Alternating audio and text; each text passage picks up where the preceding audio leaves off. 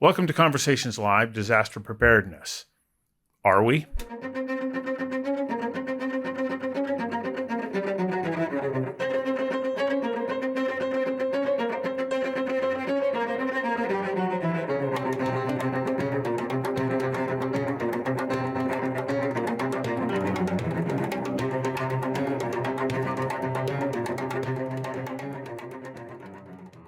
Well, that video compilation is a little bit of a reminder that natural and human-made disasters are all around us.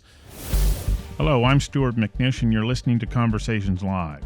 Conversations Live is a long-form public affairs dialogue series addressing the big issues of our time. For each episode, we bring together subject matter experts for a deep conversation designed to provide you with information that helps you make more informed decisions. I hope you enjoy it.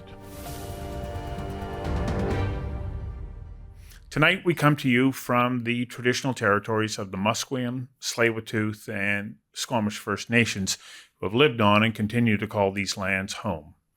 OSIEM. On November the 14th, 2021, an atmospheric river made landfall in southwestern BC. For 2 days, the region was pounded by rain. From Merritt to Abbotsford, the water from that rain turned into floods that wiped out highways, bridges, flooded the Sumas Prairie, took 5 human lives and thousands of farm animal lives. The following summer in Lytton, on the 29th of June, the temperature reached a scorching 49.6 degrees, shattering Canadian all-time high temperature records. The following day, at 4:38 p.m., fire broke out. It spread rapidly due to an abundance of ground area fuel, and it wiped out the town of Lytton and killed 2 people and destroyed 83,000 hectares. On March the 6th of this year, the Vancouver Sun reported a flurry of earthquakes in BC. There were up to 200 per hour at the peak of the shakers. Now, on October the 6th, and most of us probably don't even remember this 2010, because maybe this was just months after we had hosted the Olympics, there was an event that seems to have gone unrecognized or unnoticed. At just about 3:30 in the morning on that day, the ground in Lilwat and Pemberton started shaking. People were woken, an emergency call went out, and residents were told, in essence, to run. Run as fast and as far as you can, because Mount Meager, the volcano that was just over the horizon, was crashing down into the valley. That slide was so large, it has now surpassed the Hope Slide as the largest rock slide in Canadian history. In each of these disasters, we weren't prepared. So tonight we're focused on disaster preparedness. Are we where we need to be to protect people, animals, the environment, and our vital infrastructure? Are you prepared? Our panelists tonight are BC's Minister of Emergency Preparedness, Bowinn, Christine Trefanenko of CCEM Strategies, Ross Siemens, the Mayor of Abbotsford, KPMG's National Lead for Emergency Management, Leon Gaber, FortisBC Director of Corporate Security, Tim Swanson, and Tony Geheran of TELUS. Now, just before we begin, I'm going to express my wholehearted gratitude to our sponsors who make this evening possible. Without them, we wouldn't be able to put on an evening like this. Our presenting sponsors are RBC, KPMG, and Helijet.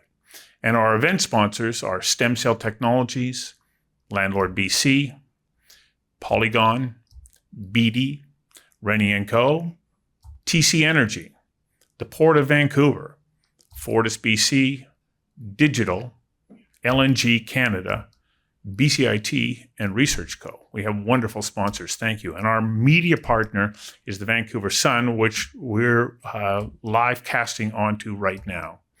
I also want to thank Apogee Public Relations and give a big shout out to the Oh Boy Productions crew, who are experts in the online virtual event production business. Now, one last thing for anybody who wishes to pose a question this evening, please go to slido.com, whether you're here in the audience in the room or if you're online. Enter the passcode conversations and send in your question.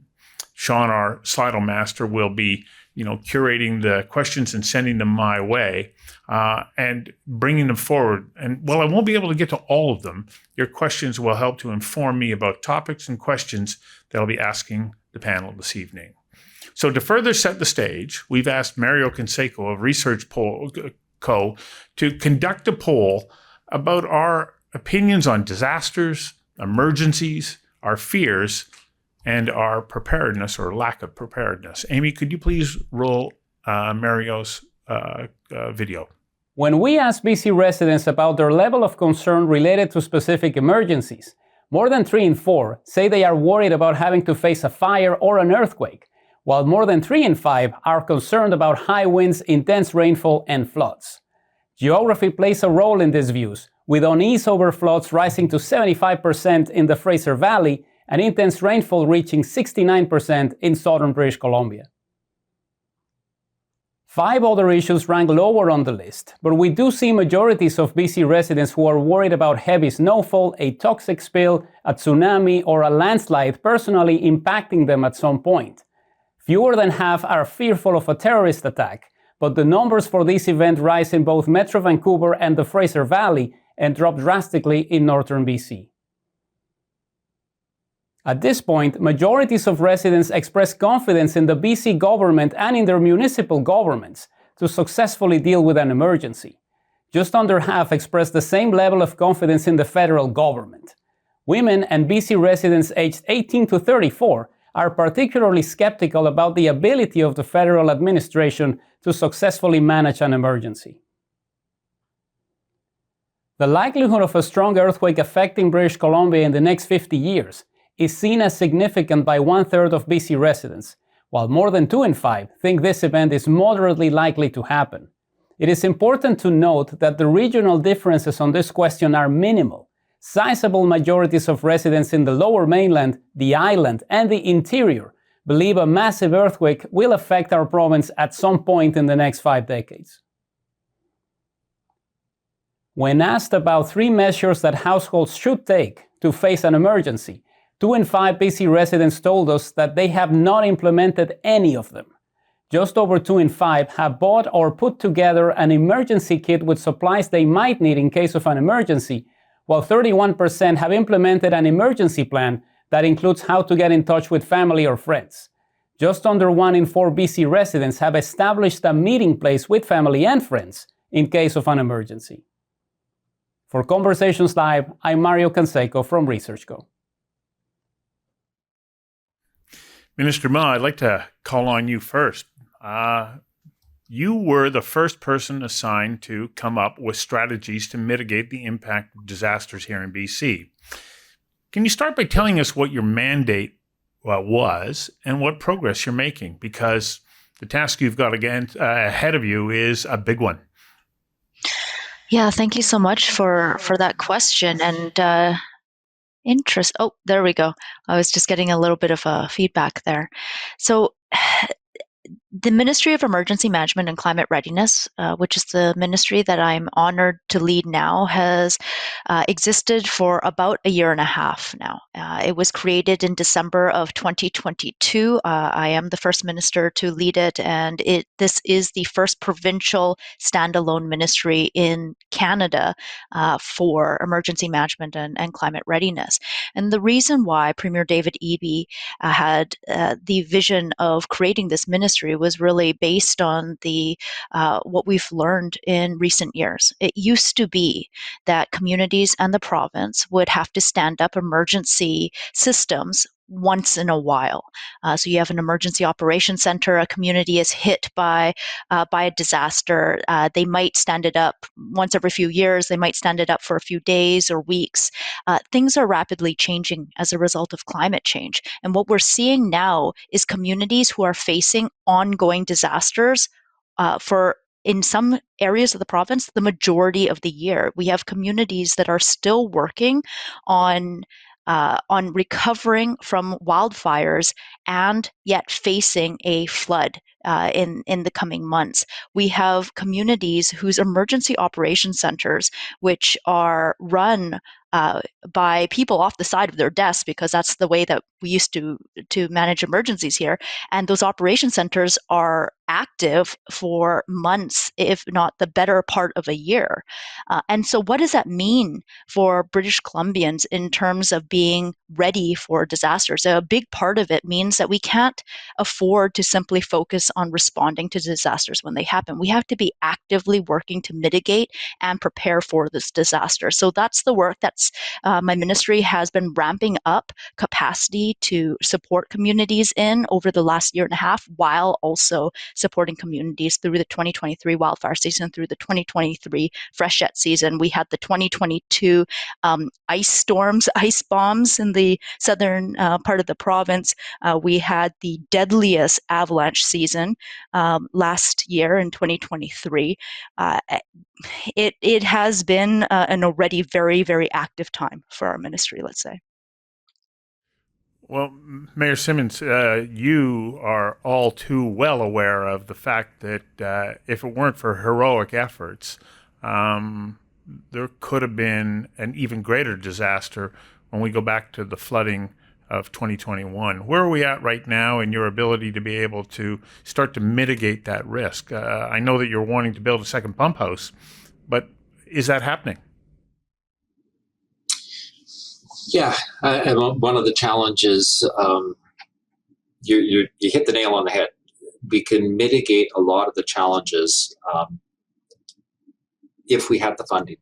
We are in a position where we actually have the responsibility now of the dikes, but we don't have the ability to fund the building of the dikes. So we are in a much better place than we are. We had the funding to repair the dikes, build them up half a meter in key areas and strengthen them in the other areas.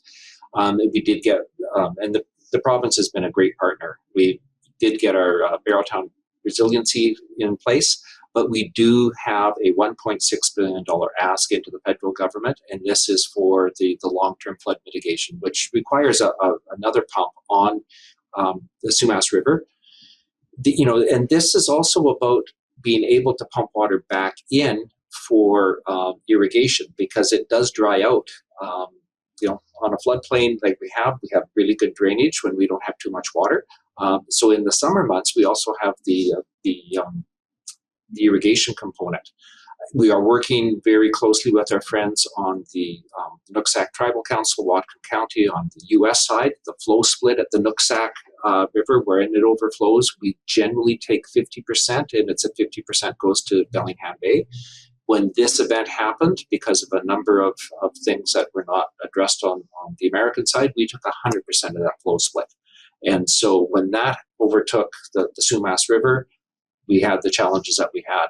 And, when we have back-to-back storms like that, at the same time, we had the snowpack from a fairly cold October, and that all melted and came down at the same time. So we had some significant challenges there.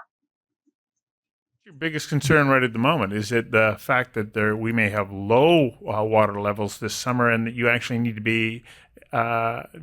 to pump in more water right at the moment. Is that a bigger concern than saying, okay, let's focus on what are we going to do if we have an abundance of water in the winter or spring runoff?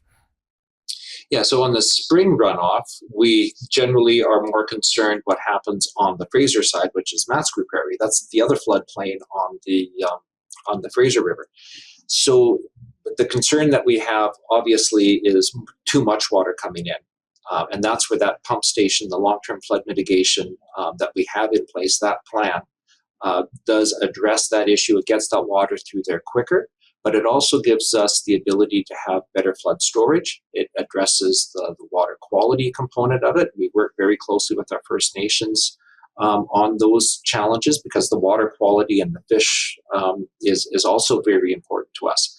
And so that pump station would also be fish friendly, but it allows us then to also pump water back in when we need the irrigation. So food security is a huge issue for us. That is that prairie feeds a significant amount of product into the provincial food security. And then we also have the Highway 1 that goes through there. That's a major trading route.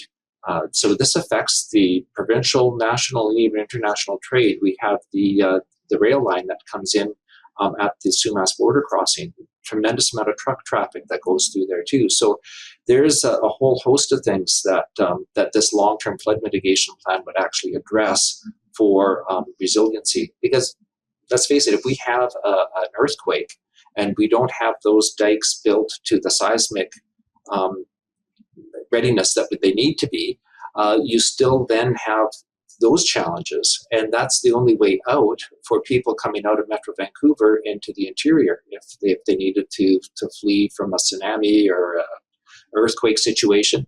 So there's a lot of things at play here, and I think there's a lot of work that needs to be done. We have to be up at the 30,000 foot level to see how this all plays out and how this all works in order for us to be able to get that type of investment. It sounds like a lot of money, and it is, but it pales into comparison what we will actually have to do for recovery and rebuilding. So that's, you know, and the province has been very, very helpful with us in advocating to the senior levels, like to the federal government.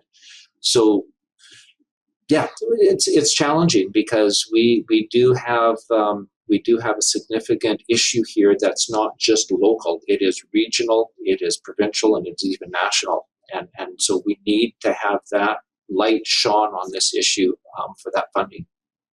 Well, it's even international, isn't it? So, Leon, you're leading a national strategy for KPMG about emergency preparedness.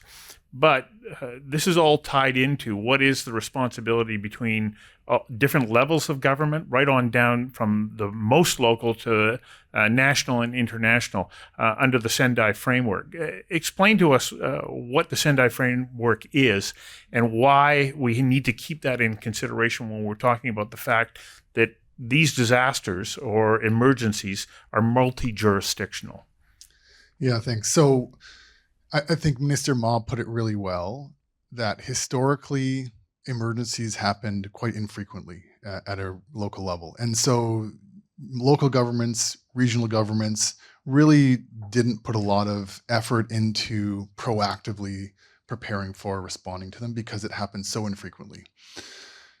As we're all seeing, I think, with changing climate, the risk of many of these different emergencies and disasters are increasing. And what's really important, and I think Minister Ma also said it well, what we're seeing more and more of are these complex, sustained disasters and emergencies. And so you have in the same year, in the same location, a multi-year drought. On top of that, you have a flood. And then later on in the year, you have a wildfire.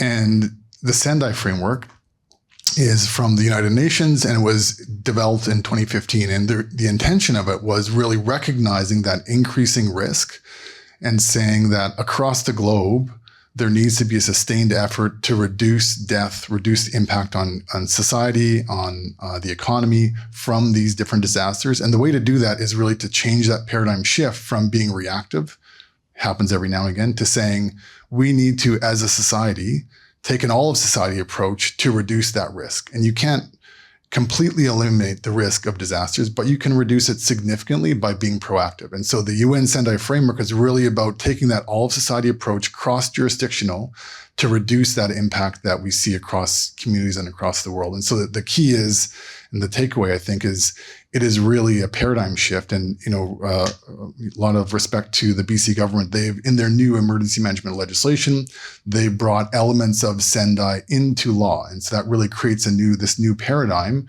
where the province can be much more proactive to reduce that risk as much as you can. And you'll still have residual risk, but the key is to reduce.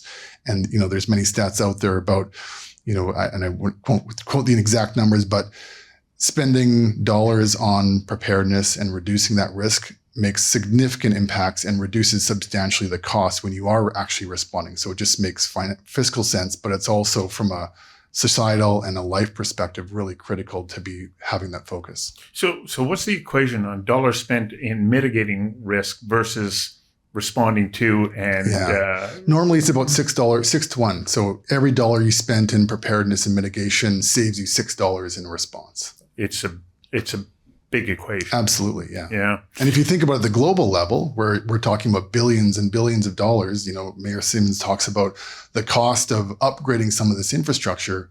that's a big investment. But just think about on the back end, the actual response side, how large those numbers are.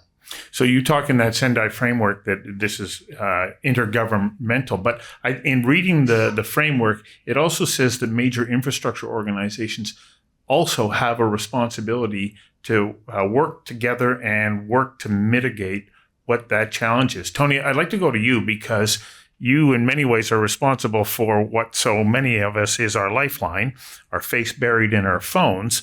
If suddenly that's not working and we can't communicate with one another and emergency personnel can't connect, what is it that you are doing at TELUS to be able to try and ensure that you've got service throughout emergencies, and in the event that it's interrupted, how quickly are you able to respond and then get the service back up and running? So at TELUS, we look at just keeping the network on and making sure the service that people pay for is available when they expect it. And by definition, to do that, you have to plan for failures in the network, failures in the transport that communicates from one city to another. Invariably, trucks will tear down pole lines. Storms, as we've just talked about, will wash away transport routes. So we're constantly looking at the degree of redundancy we can build into the network. So having routes that are circular, so you can, if one side breaks, you can go another way around. When the highways washed away, we had 3 west-east transport routes. 2 of those were washed away. So we was down to 1 artery for communications between BC and the rest of the country. We now have 4. So, you're constantly looking and evaluating. If a cell tower is disconnected, if mains grid power is gone, then typically you would have 4 hours of battery backup. Now, in an urban center, that's pretty easy to get back in, put a generator on site, or have an auto switch over to a generator, and the fuel should last until you can recover it. But when it's remote and rural, then 4 hours isn't enough. It could take 4 hours just to get there. So then you have to look at the degree to which your standby power facilities are going to last for a period of extended disconnection. So we're constantly looking and evaluating what we should do and can afford to do incremental to business as usual. As a company, we run a practice with for emergency management. We have a standing emergency management operations center. Really from 2019 through to middle of last year, that was stood up the whole time, running from COVID right through to the fires and floods we just heard about. But invariably, normally that would be stood down, and then a team that are ready will go and stand up if we have a major storm or climatic situation, and we know there's going to be some challenges in responding to the situation, that we can orchestrate ourselves as efficiently as possible. And that emergency management center and the team there would reach out and work with provincial emergency centers and make sure that we are connected and can aid as much as possible, keeping vital communications. And in the fires that we've seen over the last few years, which are steadily getting worse every year, we've developed a number of technologies that we can drop in remote cell towers with satellite backhaul so that we can provide communications to the firefighters, and they can stay in touch with their emergency centers to keep them safe and communicate effectively, so they know exactly where they need to be or where they shouldn't be in the event wind changes in the storm or the fire risk changes. So we're constantly evaluating the whole infrastructure and looking at what we can do to make it more resilient. But it's a bit like, the dollar you want to invest versus the 6 you might spend afterwards. In a year when you invest heavily and nothing happens, everyone's saying that was a silly investment. The next year, you pare it back a bit and suddenly you've got floods and fires, and you realize it's never really enough when the situation gets really bad. We spent $15 million last year just on vegetation clearance. If you're having fires and you have key infrastructure, the more you can clear an area around a cell tower, a central office, that can buy you hours of protection that may be enough, or at least afford you time to put some other firefighting situation or control efforts in place. So it's really a never-ending look at where the vulnerabilities might be and what precautions we can sensibly take. So, Tim, the other lifeline that we have, of course, is electricity. I've heard it described as the oxygen of the modern economy. Without it, we don't function. Now, Tony talks about having battery power or generators at times, but you really need to be able to rely on electrical generation. What is it that you're able to do to mitigate risks in being able to deliver that power? You got floods, you got fires, you've got transmission lines that are in the line of fire on all of those. How do you build in, that flexibility, resiliency, and strength to make sure that you can continue to deliver, especially when emergency crews need it the most? That's a big question. First of all, thank you very much for having me here. Some may be confused by my title, Director of Corporate Security and Business Continuity. That includes all the emergency management responsibility at FortisBC. So my team is responsible for exactly what Stuart was explaining or asking about there. We are responsible for ensuring that our customers are safe, our employees are safe, the public is safe, the energy is there when they need it, and it's a big job. So when you talk about what it requires to keep that energy flowing from a risk management perspective, it's all about preparedness. It's not just about having a plan on how to respond to an emergency. It's about looking at past emergencies, looking at what's happening from a climate perspective, being able to respond to those changes and design your infrastructure in a way that it can be more resilient to events like climate events and so forth. However, we also have to deal with a number of other things. Interestingly, in my role in corporate security and a background in technology, cyber attacks for utilities are something that scare us. They have affected Colonial Pipeline's a good example. Everybody uses it. But that is something that we need to be aware of from a resiliency perspective as well. In British Columbia, however, that risk is not nearly as high as the climate-related events that we are seeing in the province, and what that causes for our customers and the public.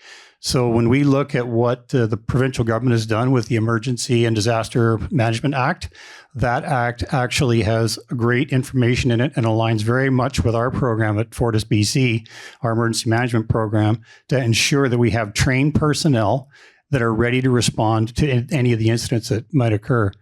What we do and what we've learned over the years being a utility, both electric and gas, is that particularly on the electric side, emergencies happen pretty regularly. We have wind events and so forth. So you take that small response process and you scale it up to a level that makes sense for bigger events. The wildfire in Kelowna last year was a great example of that.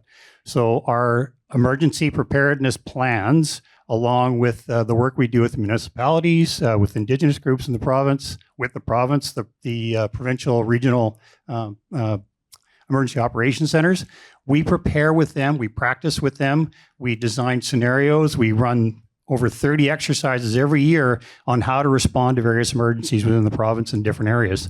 So that allows us to have that muscle memory. When you have an incident, you have that that response that gives you the capability to respond quickly and safely to the incident, because the first thing you want to deal with in any incident is safety. Then you start looking at what it takes to get the systems restored. But it really comes down to having a trained team, an informed team, great partnership with all of your provincial, municipal, Indigenous, and any other regional districts that we work with. We meet with them regularly and plan for these events. We even participate with them in their planning of their own events. So we get that relationship that we build with all those groups helps us respond to these situations. Then from an engineering perspective, we take the lessons learned from any incidents that have happened. And as Tony was saying, we build redundancy, we build resiliency. So when we design a line, for example, that's going through what we consider a high-risk fire area, we may look at structures that are less susceptible to that kind of situation. If we're running infrastructure through an area that might be a steep slope, might be subject to slide issues or floods, you build for it. You think about underground, you look at what you can do to make that infrastructure as really resilient as possible.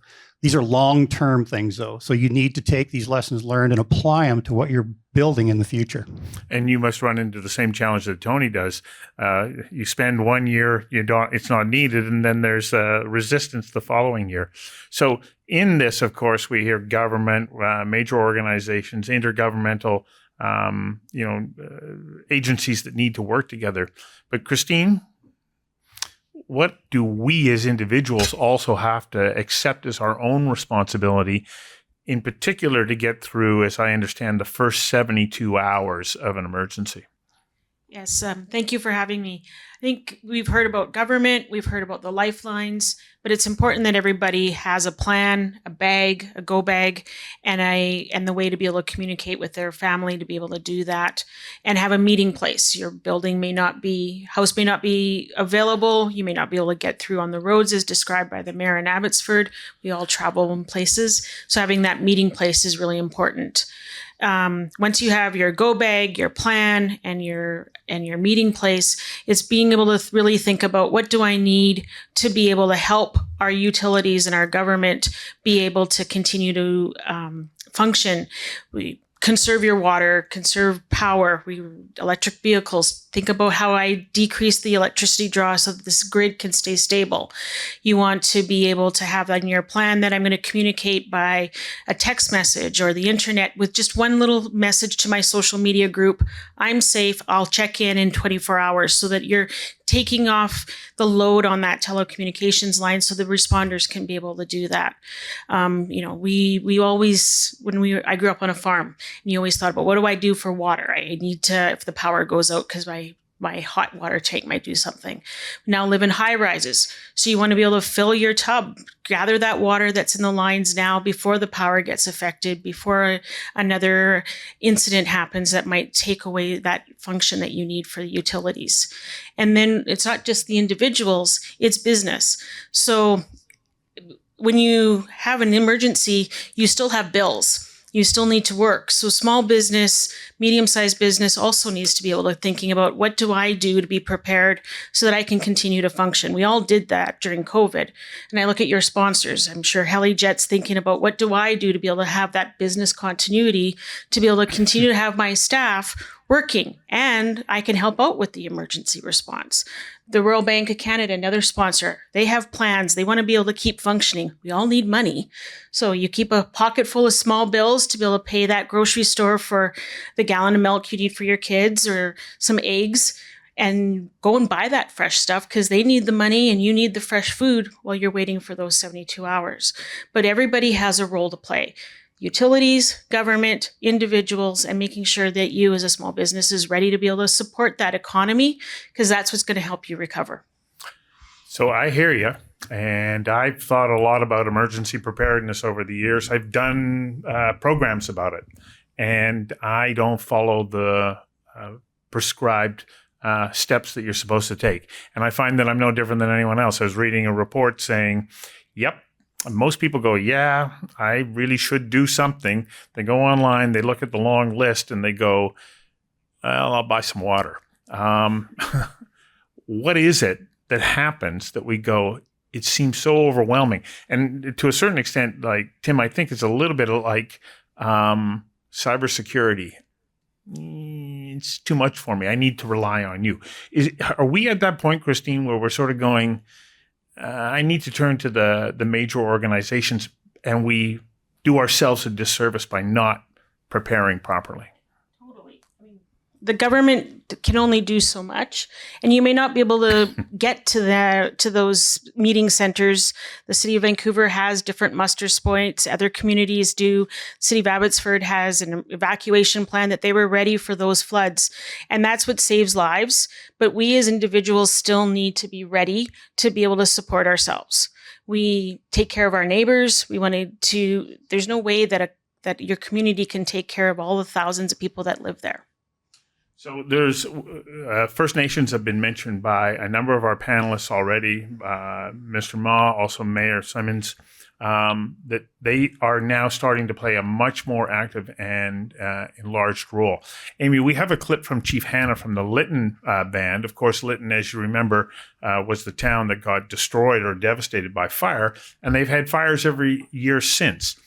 Finally now, the First Nations are active and equal partners in being able to respond.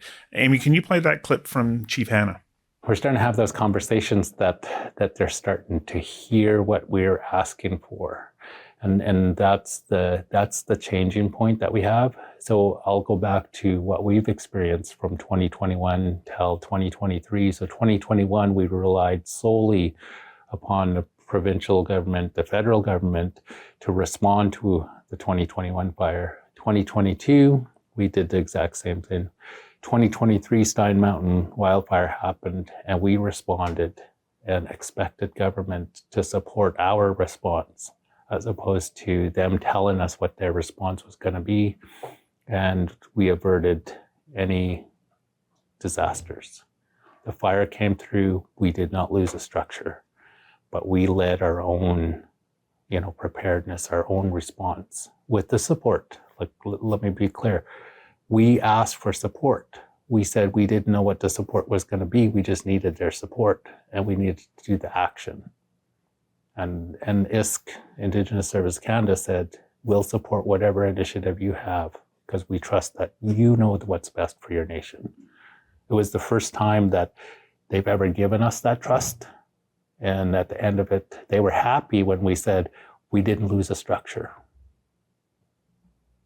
And, we were able to, and not only that, like the province, BC wildfire last year was a monumental year for Canada in wildfire. And BC Wildfire said, thank you for responding to a fire that we didn't have the resources to respond to. So it is a changing scenario. It's a changing realm. Starting to understand that, First Nations, our desires are the same. We all want to protect the people. We just want to do it in a different way. And who better knows their own backyard than the people that live there? How important is this growing participation and role of First Nations throughout the province?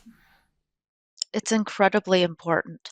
The Emergency and Disaster Management Act that's been referenced by a couple of speakers already, we passed it in November of 2023, so just about 5 months ago. And in it, one of the fundamental shifts that we take to managing emergencies or approaching emergencies is recognizing First Nations and Indigenous governing bodies as equal partners in emergency management. And what does that mean? What it means is that we recognize that First Nations, being their own independent governments, also have a role, a responsibility, and powers in the emergency management realm. And we, as a province and with our local governments, we need to be working together, all together on this. Climate is changing so rapidly. Not just here in BC, but all around the world. And in a lot of ways, that climate change, that changing climate is escalating disasters for our communities at a rate far faster than any one government can keep up with. We have to be working together. BC Wildfire Service has been excellent in trying to expand those partnership opportunities with communities, and in particular with First Nations, expanding initial attack crews so that First Nations who are close to those fires are able to respond more quickly than the provincial service might be able to. So working with communities and actually enabling, recognizing, and supporting First Nations communities in managing wildfires in those areas. Chief Joe Alphonse and the TNG, that is such an incredible partnership that the province has participated in, and we're really hoping that expands into other areas of the province. Well, how important is it? Leon, you were working with the city of Yellowknife to ensure that they have the resources they need. What are lessons that we're learning from their experience last year? Yeah, so we're currently working with the city to assess how the evacuation from last year's wildfire happened and where they can look to improve. Too early, I would say, to give specific recommendations that came out of that. But I can say, I think it's a good example where you have really challenging experiences. And so in that example, there were close to a dozen different communities that were evacuated at the same time that the city of Yellowknife did evacuate. And the city was considered to be the safe zone where other smaller communities would come to during an evacuation. And as you can imagine, this is the first time in Canadian history a capital city was evacuated. And so that's a really challenging scenario where you have multiple layers of government, municipal government, territorial government. There were 4 separate provinces that helped receive people who were evacuated from that community. And there's always areas for improvement. I think the real key thing everyone recognizes is, and this is really the title of what we're talking about here, is preparedness. The more time you're spending on preparing for those worst case scenarios, the better, because if you're ready for the worst case scenario, then you're ready for everything below that. And more, I think we're all recognizing that what up until fairly recently was unthinkable is becoming thinkable, is becoming in the realm of possibility.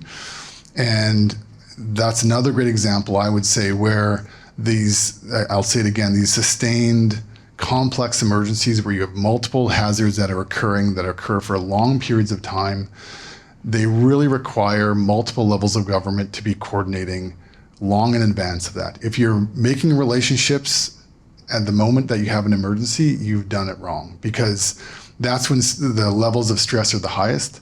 That's when you're having to make decisions in the moment. And if you haven't developed a relationship, if you've not done planning in advance, it's really challenging to do all that work plus make effective decisions in that moment. So I think this really calls for, and Minister Ma put it well, we need those different levels of government to be thinking about doing exercises together, developing response plans together. And this is more than just one city or even the provincial government. Think broader than just your jurisdictional boundary, because emergencies don't respect or don't frankly care about any artificial boundary that we have put in place. Well, to that end, Mayor Siemens, what relationships are you building and what processes are you now starting to put in place that you can have that kind of response and resources as we look at multiple challenges that you're facing? Yeah, so we've, Minister Ma and I have been working, since I've been elected. She worked with my predecessor, and we were building the Sumas First Nations, Matsqui First Nations, and Lakamal are our 3 First Nations that have land that is affected here. But we're also working with the Nooksack Tribal Council on the American side. So again, there's a lot of really positive energy and work that's going in to the long-term flood mitigation, and we're in this together. I mean, Sumas First Nations is the most affected. Their property was cut off. They were an island. The Nooksack Tribal Council again was affected on the American side. So we actually have a transboundary initiative that we're working on. We've got federal administration there as well. And then we are also working on, with our friends in Chilliwack, with the FVRD, the Fraser Valley Regional District. We've got a number of long-term plans that were underway. But, initially this prairie was a lake, and it was the food source for First Nations. And that fed their people here over the course of thousands of years. Just over 100 years ago, that was drained to make some of the most productive farmland in the country, and it's now feeding arguably 4.5 million people. So to be respectful also of that whole process of reconciliation has to be on the radar as well, because I think there's a component of the federal government has to be involved here to talk about the reconciliation component of it, because that was a huge impact to First Nations. And so to make sure that we're cognizant of that, but we also realize that we have very little arable land in British Columbia. So if we were to even contemplate returning the lake, where would those farmers go to produce all of that dairy, poultry, berries, all the various crops that are in there? What will we do with all of the infrastructure? We've got the 2 natural gas pipelines that go through there. We've got the transmission lines for hydro. We've got the Highway 1. We have the oil pipeline, the Trans Mountain pipeline that just got expanded.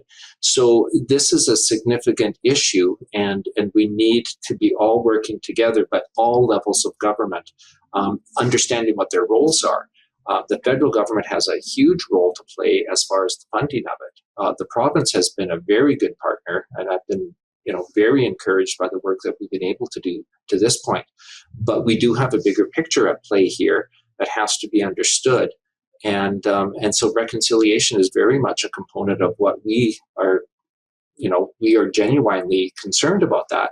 But we also have to live for our future and understand how we have to mitigate the challenges that could come again next fall and winter. And so that transboundary component of it, and making sure that we've got the federal government involved with the U.S. side, because we've got treaties with all the other watersheds, with Skagit, with the Red River, Columbia River. This is just as important as some of those. I mean, if the St. Lawrence Seaway were to flood or to cut off and just cease to operate for 3 or 4 months, you would have the federal government's attention like that. Arguably, if something like that happens here on the Fraser River side, or if we have another flood, if we would have lost that pump station at Barrowtown, we would have been probably underwater out there for the better part of a year. And what would that have done to all the trade routes? And so that would have been much more of an impact than if the St. Lawrence Seaway would have been down for that amount of time. So getting their attention to understand how important this is that's vital for all of this to work. Tony, can I ask you, what was your response during the floods on the Coquihalla down into the Sumas Prairie? What did TELUS do to mitigate what the impact was of those events? Well, first and foremost, we have flood barriers that we put up around critical central office and cell infrastructure to keep the water out as best we can. We have pumps on standby, and our teams are really looking to make sure that everything is able to keep operating. We make sure there's fuel for generators if they're going to keep running for extended periods, and that we're charging batteries and replacing those.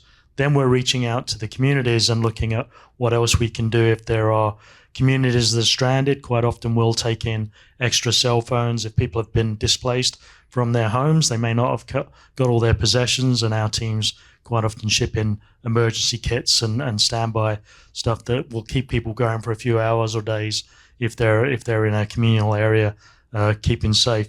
So there's a number of things we would do on that front. Our frontline employees are constantly looking to make sure that they can keep the communities they serve on a weekly and daily basis up and running as best they can, and they typically will feed back into us the areas they know are particularly concerned, because they know them very well.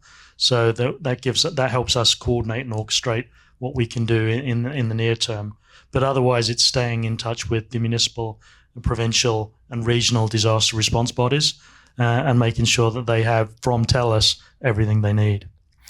So, Tim, to you, I happened to drive through out on the Coquihalla Highway because I was doing a little bit of work with a team that was doing the reconstruction there.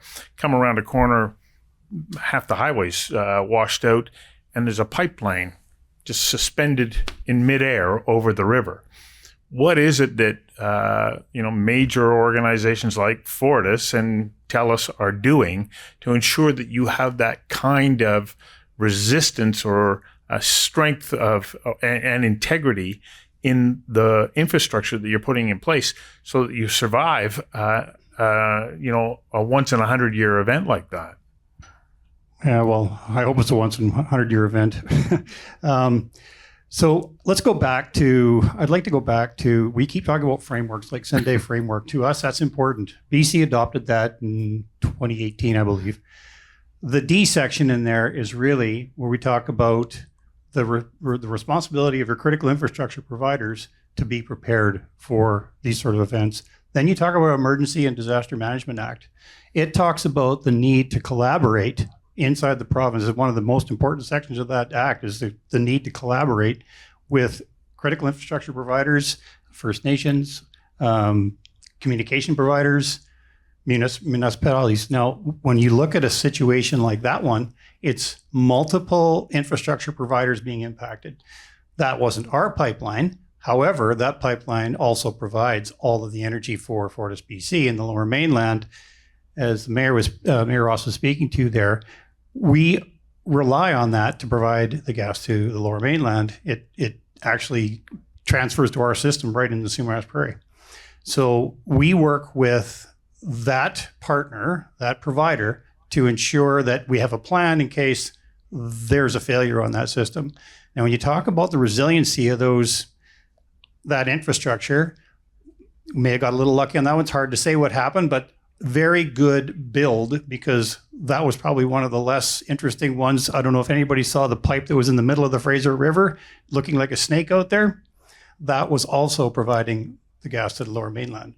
So the fact that it's built to a level that'll resist fracturing in that situation is very impressive. So again, going back to engineering, we'll take that lesson learned. Maybe not necessarily, our engineers, unless we don't build a lot of transmission lines, but if we did, you take that information and you start applying it to your engineering standards. I talk to our chief engineer on a regular basis, giving him information about even ballistics information, because we have incidents in the US where there's a lot of ballistics making contact with transformers, because it's an easy thing to do. So there are new engineering standards that can protect transformers against certain levels of ballistic attack. Now, not saying that it's going to be a priority in British Columbia. If you start seeing changes in trends, and that's where you got to pay attention to this, you engineer for it, or at least plan for it. But again, it comes down to risk management. You apply the energy where the risk is the highest. And right now in British Columbia, I would say it's climate-related events that we are applying our energies towards. So working, again, going back to our partners, our Indigenous partners, I think we ask a lot of them, because they are so helpful when it comes to working in emergency situations. They know their areas. That comment was bang on. They know their areas. They know how to help. They know how to respond, and they know where to apply the energy. So those are such important relationships to continue to build. And again, Leon, you're right. We got to practice. This is why we need to have these coordinated efforts.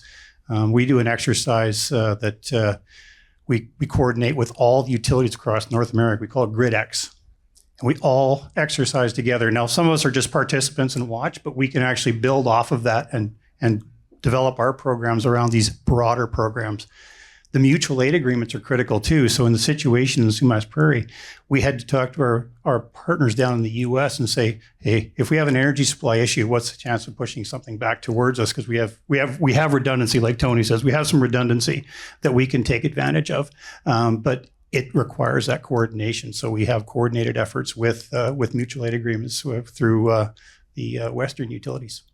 So it's comforting to know that there's professionals like you, the minister, the mayor, Leon, you're all doing everything you can to try and make sure that we're as safe as possible. But Christine, as individuals, what can we learn from this dedication to always trying to stay ahead of what the potential problem is? Because I think, coming back to the point that I was making earlier, we got to motivate individuals to be making sure that they're looking after themselves, because in those disasters, if they're not, then they become another concern for those people who are responding. They get in the way of it, or they need that help. So I think, again, it goes back to the individuals being ready themselves with their go bags, their plans, their meeting spots. They also being able to take care of your neighbors. When we think of the heat wave, if you check on your neighbors, some of those elderly or people that don't have mobility or have mobility issues, do they need to be cooled? Do I bring them to my house because they have, I have air conditioning and give them that chance? Or do I check in and make sure that they're doing all right? Being able to have that when you talk about mutual aid between neighbors. I work in Vancouver. My house is in White Rock. I need somebody to go check my cat if I'm not going to be around for a little while. To be able to do that sort of same idea, we can do it at that neighborhood level. And then as small businesses, also having that plan on being able to be ready to be able to continue business. We've done some work with a spa, and they were like, what would we do if there was an earthquake? How do I keep my people working? Well, you talk about all these responders, you talk about mutual aid coming and staying at the hotels. You bring your staff, you come in and you do a massage, you do a foot rub. They'll pay you $20. They're all working 16-hour days and making overtime, and they need a little bit of TLC too. So there's opportunities to think within your own business, how do I continue to work in a disaster? Because if your people are working, then they are going to have to be organized themselves. If I'm expected to fly a plane because I'm going to help, then I better be able to make sure my family's taken care of, I'm taken care of, so I can go to work and I can be able to support this response and be part of that community resilience. Well, let's give a shout out to the Helicopters Without Borders, because they're on standby constantly to provide services and relief into remote and rural communities that can't otherwise easily get access. So it comes back to how important is it that we're constantly sharing resources. I was talking to the Nicholas, who's the French consulate here joining us tonight, and he said, in the fires in Quebec last year, France sent 600 firefighters to come and help. How important, and you touched on this, Tim, too, how important is it that we have this willingness to reach out to one another, and what's our responsibility to respond to people in other jurisdictions? Leon, let's start with you, and then Minister Ma, let's talk about the networks that you're also building to ensure that you've got support from other jurisdictions that are close to us and even further away. Leon first. Yeah, so here in BC, the BC Wildfire Service has, and I know I was, before being at KPMG, a long time public servant in emergency management as well. And so working with BC Wildfire Service, I know they have really good relationships around the world with some of the really world-leading wildfire response organizations, and they share resources around the world on a yearly basis. So historically, you would see significant wildfires, let's say in Australia, but much less of an occurrence here in BC, or in California, but not in Australia, or not in South Africa. And so those teams would go around the world to support where there is a significant event happening. What's happening, I think, increasingly, and we experienced this last summer, where there were unprecedented wildfires across Canada. And the wildfire response agencies across Canada weren't able to share resources to one part of the country because they were themselves responding. And so they were asking for support, and they weren't able to get it from across the country because it was such a widespread event that happened last summer. And I think the concern is that trend will continue to happen, but at a global scale. And there will be less and less capability to share those resources. It's critical. And I was going to say, emergency management is not cheap. Nothing about it is cheap, but the alternative is much more expensive. And so I think given that trend of increasing emergencies across the world, there needs to be a real focus on, do we have enough capability in people and resources, and importantly in critical infrastructure? I know you talked about that deficit we have in BC. Those are, I think, real critical things both the provincial government and importantly the federal government, I think, really need to focus on. And I know with that new legislation, the province has been providing more support to municipalities to do what they need to do to be more prepared. But I can tell you on the ground, you think about some of the small communities around BC, they don't have the capability to have a sustained multi-month response to a significant wildfire or a drought or whatever the case may be. So I think that's the real challenge, is how do you address that increasing risk, which is becoming global, with the resources that are needed to be prepared and to effectively respond. Minister Ma, is part of your mandate to build out those networks of relationships that you can call on when you need those resources? Yeah, we've been building out these relationships through prior to the Ministry of Emergency Management and Climate Readiness being created, we did have a provincial agency known as Emergency Management BC. Leon will be very familiar with that. But at that time, because it did not have the backing of being an entire ministry in and of itself and having its own dedicated minister, it was an organization that was quite response focused. And so it really focused on jumping into action when an emergency happened. And then during that emergency, it would scale up resources. It would draw in resources from different ministries. It would hire very rapidly, respond to the emergency. And when the emergency was over, it would disband and drop down again. And that constant surging surging and then desurging did not lend itself to us being able to actually prepare for and mitigate the impacts of the next disaster before they happened. Now, Leon spoke very well to the challenges of that, the need of that surge capacity. When we seek additional wildfire fighting support from other parts of the country, we end up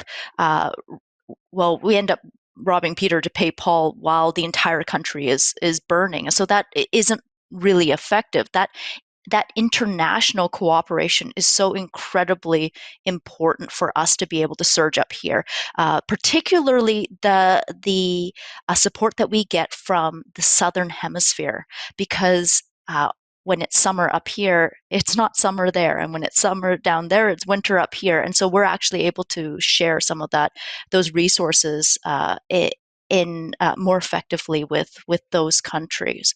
But I do want to speak to a couple of things, because I really appreciated how Christine has been able to articulate the role that individuals and businesses play and what they can do and what each of us can do to be prepared in our own homes and for our own families. And the one thing I really wanted to add to that conversation is insurance. You need to insure your home. You've got to get insurance. When you get insurance, you are covered against fire, like wildfires. You are covered and covered when you are evacuated from your home. Your expenses are covered. Insurance is such a basic action and service that people can ensure that they have to make themselves prepared for emergencies. You don't really think about insurance as something that supports you in a disaster, but it does. If you need to rebuild your home, it's the insurance that's going to really help you out there. So I really want to make a pitch there for that. It's an interesting point, because insurance companies, of course, also come along and attach conditions to it. What happens if you're in an area where there's heavy forestation around your home and the insurance company tells you got to cut the trees down, but the municipality says, no, you can't do that? Well, right now we actually have, I was going to say, we actually have fire smarting programs that we encourage communities to undertake. And fire smarting programs means that if you are in an interface area, that you are doing certain fire smart activities to keep your home safe from wildfires. If there are communities out there that are preventing individual residents from fire smarting their home, I encourage them to reach out to us, because we would want to know about it. Okay, I'll go to you, Mayor. I'm going to come back to Fire Smart in just a moment, because I've got a clip from Chief Clarence Louie from the Osoyoos Indian Band, who talks about how valuable that program is. But Mayor, what happens when the insurance company starts to tell homeowners, you've got to do this, but it may not fit in with the rules and regulations within your city? Well, and interestingly enough, we do have some interface on Sumas Mountain, which is fairly significant, and it is a concern for us. So our urban containment boundary, basically that wouldn't be an issue here. If you need to do fire smart around your home, work with the city, we're not going to prevent you from taking trees down. Again, most of our urban containment boundary, we're well prepared. We've got fire hydrants and all of those things. In the more rural areas, again, the fire safety, we've been working really closely with property owners there. We've got a number of acreages up on the mountain, and so that generally isn't an issue here. And I'd be surprised if there was other municipalities where that would be an issue. Interestingly, even in Abbotsford, talking about firefighting, Conair Aviation is a homegrown business right here at Abbotsford Airport that does. They're the world leaders in fighting fires from the air. We've got I think the only simulator for firefighting for aircraft here in Abbotsford. So and we're well aware. A lot of our local residents are working for Conair, and they're dispatched around the world to do firefighting, and they've been on the forefront here in British Columbia as well.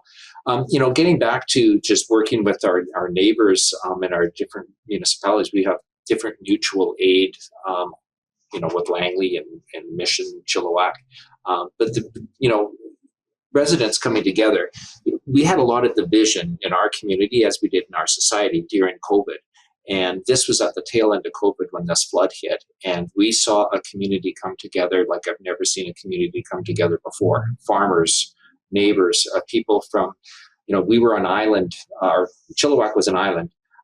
We couldn't get to certain parts of Abbotsford. Chilliwack residents came over and helped sandbag, the Barrowtown pump station. The food that was flowing in from Abbotsford, helicopters were taking food into Chilliwack. How we worked together as a community was amazing. And to hear the gentleman from Lytton First Nation, they knew their backyard, just like our farmers, our people that were working down at Barrowtown Pump Station. They knew what had to happen. We didn't lose one human life in Abbotsford. Unfortunately, we lost lots of livestock. But the fact that we had farmers that continued to farm. I mean, my in-laws' dairy farm is out there. They farmed on an island for 30 days. They kept the herd milked and healthy. Feed got delivered, whether it was boat or people risking their lives to get feed to those livestock that were still there. So when the crunch hits, I've never seen a community come together and talk about resiliency. I mean, those farmers, they knew what they had to do, and so we all had a role to play. The insurance component is a bit of a challenge on a floodplain. Again, we have people that have to build above to a certain standard, for their buildings. And when you looked out at that flood, you saw different islands of farmers continuing to farm during the midst of all of that tragedy. Life still went on. Food still had to be delivered. Animals still had to be cared for because we knew the recovery part was going to come and life was going to carry on. The sun was going to come up the next morning and we had a province to feed. So, Amy, can I ask you to roll the clip from Chief Clarence Louie of the Osoyoos Indian Band, because he actually refers to the Fire Smart program and how important it is. Mr. Ma, I'll get you to give a further explanation of that program, but then, Christine, I'm going to come back to you and say, okay, what do individual homeowners need to take from this program and to understand it? Amy? Yeah, the CCEM band, we suffered a lot. We've suffered over the years from very close wildfires, some even on the reserve. And what we've learned from those things is how important it is to work closely with the fire departments, the local fire departments, and to work closely with the emergency teams and BC wildfires. Man, the job they do is just unreal. They saved many houses here on the Osoyoos Indian Reserve, and the Fire Smart program is something we've implemented where we're getting rid of some of the fuel that's close to houses, and we're educating our people on the Fire Smart program and how important it is that we be actively involved in trying to stop the spread of forest fires. Give us a little greater explanation, Minister Ma, about what the Fire Smart program is and how all of us can benefit from understanding what we can do to mitigate that kind of risk. Yeah, thank you. Absolutely. So first off, I invite everyone who lives in an area of the province at risk of wildfire to visit firesmartbc.ca. There's an entire website that guides people through this process. But basically, BC firefighting professionals, the first responders, fire experts, our emergency responders are ready to do their part, but each of us have our part as well. Our part when it comes to wildfires is fire smarting and getting prepared in case of evacuation orders. So fire smarting is basically a way to help your property dramatically increase the risk of wildfire damage to your home. So let me say that again. It's if you fire smart your property, it will dramatically decrease the risk of wildfire damage to your home. It's quite easy to do as well. It's everything from cleaning under your deck, removing old leaves from under your desk, making sure that you establish a 1.5 meter non-combustible zone around the perimeter of your house and deck. So don't store your fireplace wood right up against your household. It's about pruning your trees to make sure that you've got clearance from the ground to the lowest branches, reducing the flammability of your landscaping, so choosing fire smart plants and so forth. So all of these tips are available at firesmartbc.ca. Funding is also available to communities to support them in this work as well. Christine, how important is this program, and how important is it that we pay attention? I think for everybody, they need to be able to think about what their risks are around their homes and their businesses, and taking that opportunity to own mitigation and prevention on yourself, whether it's with Fire Smart. The mayor talked about farmers who had built higher when they knew that they lived in a floodplain. So we all need to think about that. The North Shore thinks about, the slide risk. So you know your risk, you take some actions to be able to mitigate, reduce that. Insurance, understanding what's involved in your insurance, what it applies to, what contingencies or clauses that may make complications should you be part of that emergency. So understand that insurance. Be mutual aid with your community, with your neighbors, and understand that in your plan that you're making for an emergency, to how do I conserve and support the utilities and the lifelines that they're being able to manage and be able to keep that service going. And lastly, I think we can also feel confident. That our infrastructure owners are taking this seriously. They're ready, they're prepared, they're practicing responses with their communities. The government is working well to encourage and support regional and municipal planning. And then us as individuals is to continue to talk to our elected officials and say this is important to us and that we want you guys to keep going. So I want to play one more clip here from Jason Wong, Pacific Salmon Foundation, because we're talking about protecting the environment for us. He says, okay, that's a part of it, but we also have a responsibility. And I think both Tim and Tony touched on this. We also have a responsibility to the environment and animals. So let's play that clip, and then I'm going to ask each of you to sort of respond to what Jason is saying, but also some closing thoughts for you, because we're burning through time here, and I want to give you each a moment to leave our viewers with a message that you think is vitally important, that they understand as we move forward. So first of all, Amy, can you play Jason's clip? Well, I would say in our response to natural disasters, it's still mostly human-based, mostly infrastructure-based. We're starting to turn our minds to some of the consequences to our natural environments and our ecosystems, but we're really not anywhere close to where we need to be. We're more reacting to things that are popping up in the pressure-baked circumstances of responding to a problem, but we're not really looking at these things that we really can see coming. The climate scientists are telling us we're going to see more fire, we're going to see more drought, we're going to see things like more flood. So we've all been told that this is happening, but we don't really have good systems and plans in place to be ready for these things, to be trying to maybe get ahead of the curve and to do everything we can to manage to mitigate those kinds of effects and try to keep our ecosystems and wildlife and fishery species healthy. It's a good point. can we take it on? And let me go back down through each of you. Let's include this in your closing remarks. And Tim, I see you eager to jump in here right now. Boy, am I ever. Yeah. I love that comment about environment. So we take what's called the PAIR approach. So people, safety, environment second. So minimizing impact on the environment when we're responding to an emergency. I'm referring to emergencies, but of course, environment is a critical piece. Now, when I say that, we have environment people from FortisBC who participate in our emergency operation exercises and or events so that we have an eye to the environment when we're responding to emergencies. It tends to become a very, as he was saying, it's back of mind when you're responding to an emergency. We can't do that. We have to think about it as we're responding. There are certain decisions that are made that are difficult, but again, we don't make those in isolation. We'll engage the Minister of Environment.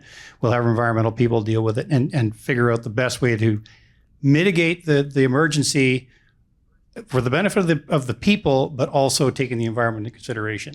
So that's an important part. And the rest of the pair is an asset and the restoration. But that environment piece is absolutely critical for us. And when we talk about what we're doing to try and mitigate, we've been talking about mitigation here. I mean, working with communities is one thing, but also being able to provide them equipment such as fire blankets, retardant, things like that we can apply to infrastructure to protect it.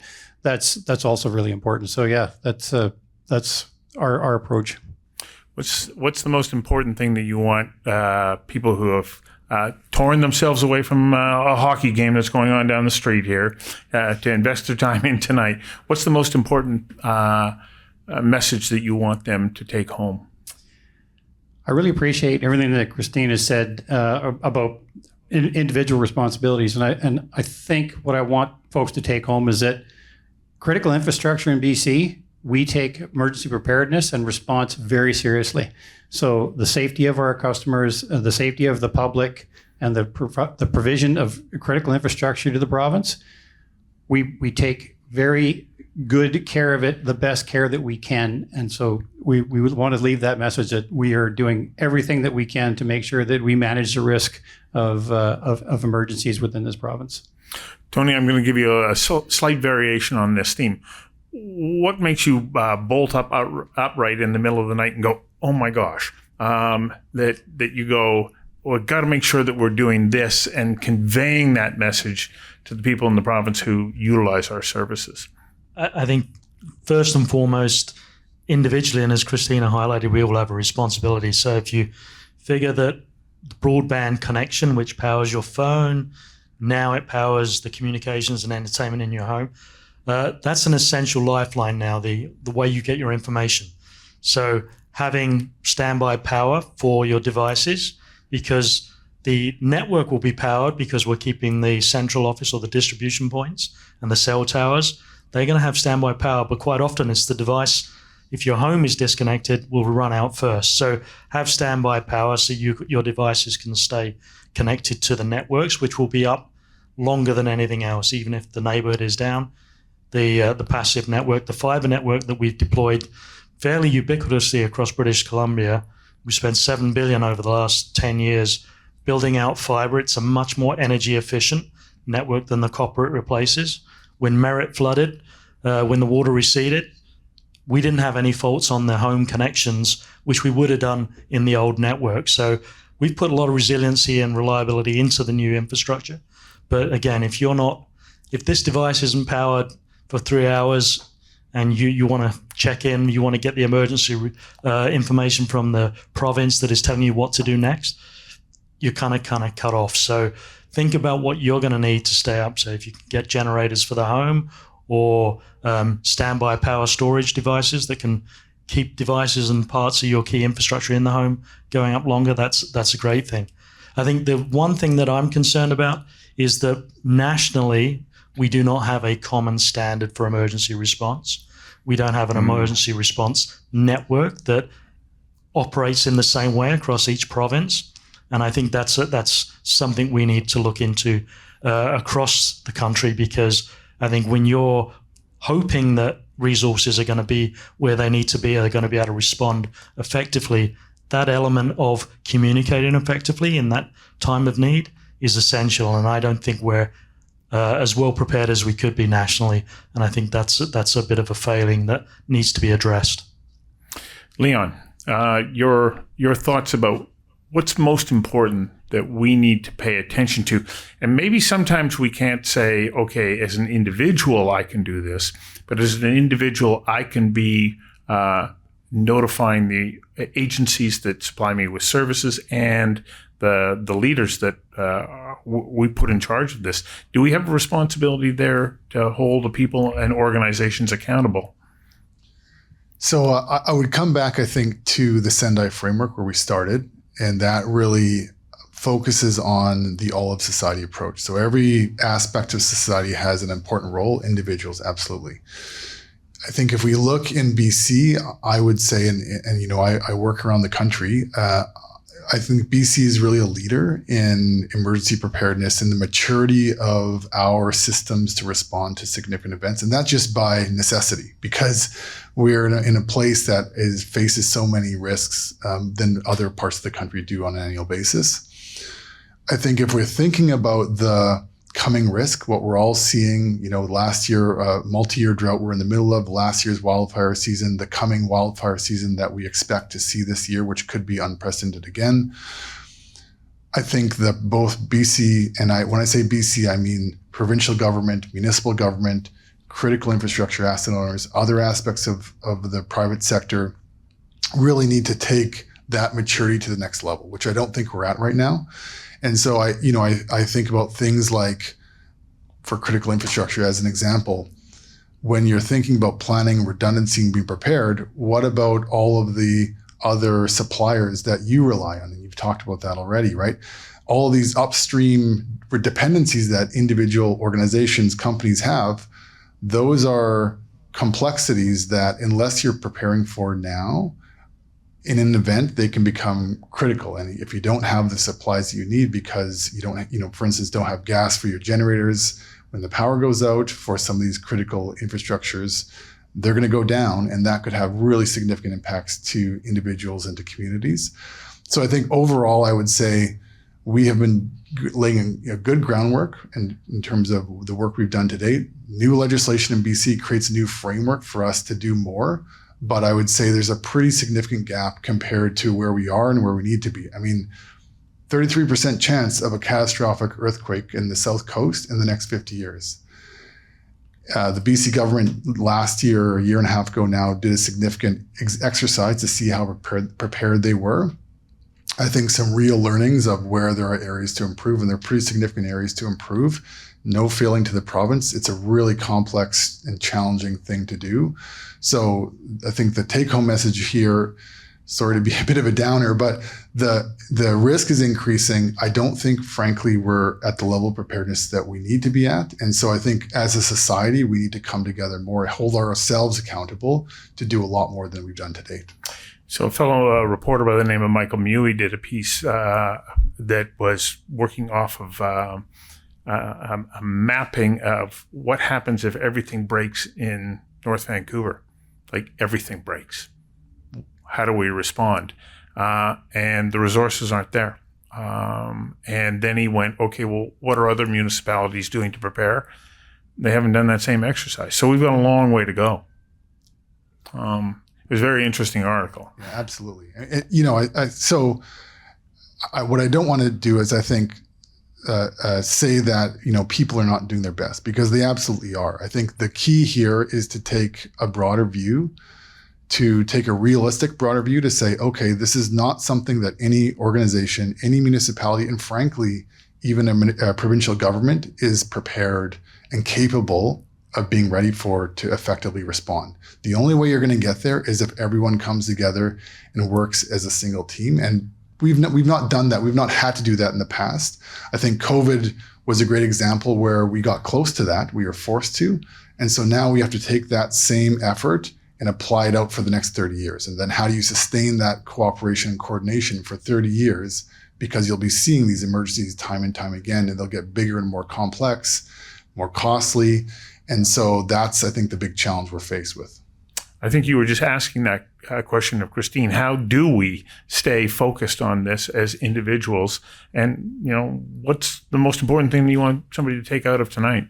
I think I want to just comment on the Pacific salmon is that the businesses and infrastructure that we're working with, they prioritize people. There's responder safety, public safety, and environment. So, I think there's a lot of concern that we don't think about that, but they do. The businesses and infrastructure that we work with, they do prioritize the environment. I think as individuals, we continue to strive to support the planning that we need to do individually and within our communities. You look at Kelowna as a great example. They keep catching on fire somehow, but they work together with their infrastructure partners. They commented on that before. They had mutual aid. There were fire trucks from Abbotsford in areas that went out there. So where the risks are high, people are rehearsed, and they've been able to build those plans, and they continue to learn those lessons and apply them. And we as individuals need to support our governments and being able to take the time and the money to be able to implement those lessons learned and become more resilient. Mayor Siemens, how are you feeling about where you're at right now as we move into what could very easily be quite a trying summer as far as water supply is concerned? Yeah, we share our water supply with Mission, and so we're building resiliency. We have Norris Creek water supply that comes over, and interestingly enough, in this catastrophic flood event that we had, we also had a slide that cut that water supply off. Thankfully, we had wells on this side of the river, and we are going to be working on a redundancy with our water supply with several collector wells, and the province has been very helpful. We've got $63 million for that particular project in conjunction with the City of Mission. So we're working on the redundancy with collector wells along the Fraser River for that. And then also, again, go to your municipal website. We're prepared as best we can be. We've got water meters in place. We've actually driven down our per capita water consumption down to, I think, one of the lowest in the country now.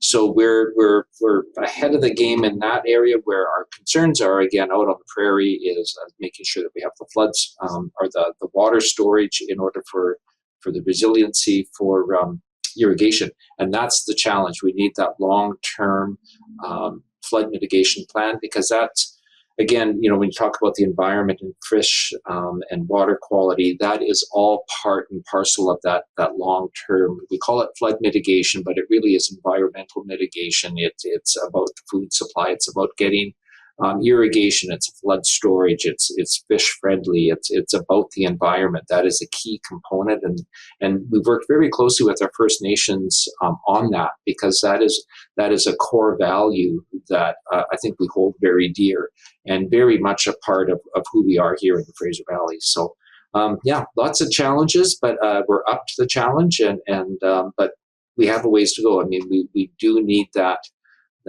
funding in place so that we can actually work on the long term. I think short term, we're as prepared as we can be, but long term, I'm not going to rest easy until we have some of that in place, because that really, the irrigation component of it, that is, droughts are going to be with us. We know that that's going to happen more frequently, and we have to be prepared. We'll need to look to California to see some of those challenges, and it's on its way here. Thank you. Minister Ma, some closing thoughts from you about where we go from here, and how do we continue to strengthen those relationships that are needed to be able to build in as much resilience as possible, or resistance as possible?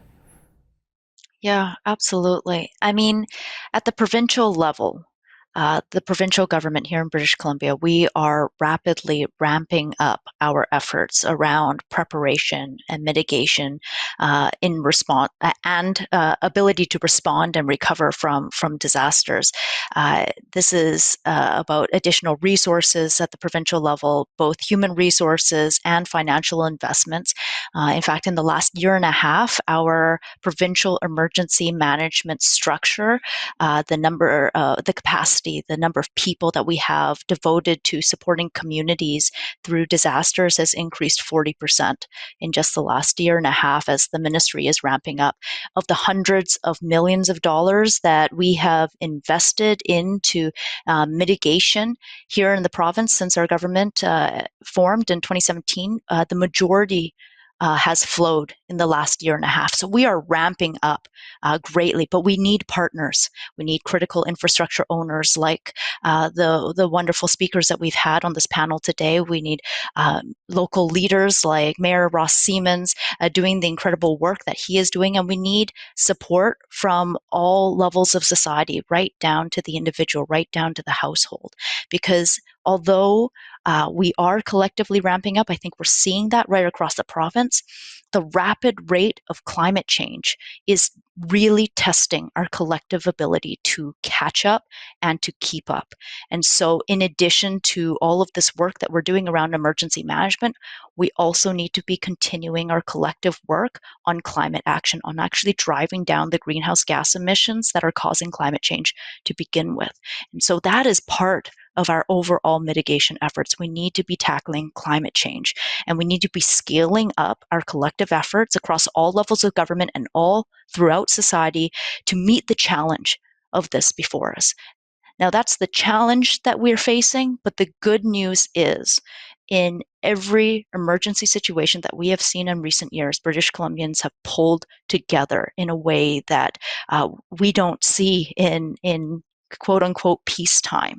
You know, like we see that British Columbians are able to pull together, to lift each other up, to support one another. We see neighbors giving to one another. We see communities, organizations, businesses giving of themselves, helping in times of need. And so we do have a lot of work to do to prepare and to mitigate for future disasters. But I'm also confident that as British Columbians, we are strong, we work together, and when a disaster hits, we will get through this. I agree with you, Mr. Ma. We do pull together in a remarkable way. We support one another. And I'm encouraged tonight to know that you, Mayor Siemens, and everybody here on the panel in the room, you care about this. You're paying attention. You're looking over the horizon and anticipating what the next challenge might be to ensure that all of us can be as protected as possible and regain our lives as quickly as possible in the event of a disaster. And so I think that there's great encouragement there, and I'm inspired by what Christine also has to say about go out and get your Go Kit. That's it, right? Go Kit. Yeah. And so I'm going to do that. Thank you to all of you. I know that you've taken time away from an interesting night where Canucks fever is at a high point. I just checked the score. It's 0-0 after two periods. And so we'll have time to go catch the end of the game and root on the Canucks, hopefully that they can win. But most importantly, let's pay attention to what we can do to reduce risks for ourselves and for our neighbors. And to all of our panelists, please do take home your coveted Conversations Live mug. Thank you very much. Thank you. And we'll see you again in a few weeks when we start looking at the important role that critical minerals are playing in the transition to a cleaner economy and cleaner industries, and what important role they play in the future of British Columbia. Good night. Thank you. Thank you for tuning into Conversations Live, an Oh Boy Productions program. If you enjoyed this conversation, you can find our previous and upcoming episodes at conversationslive.ca. You can also follow us on YouTube, LinkedIn, Instagram, and Facebook. Again, thank you. I'm Stuart McNish.